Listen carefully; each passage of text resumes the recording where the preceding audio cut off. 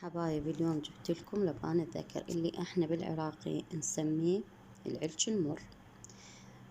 هذا سويته التونر مضبوط للوجه، فد شي يخبل للوجه. تاخذون لبان الذكر وتنقعونه قبل يوم وثاني يوم تستخدموه.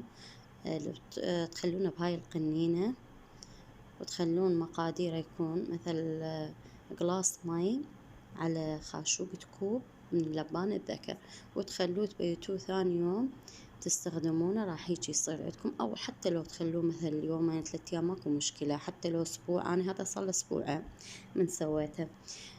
فخليته بهذا البخاخ واستخدمه لوجهي مثل الصبح وبالليل.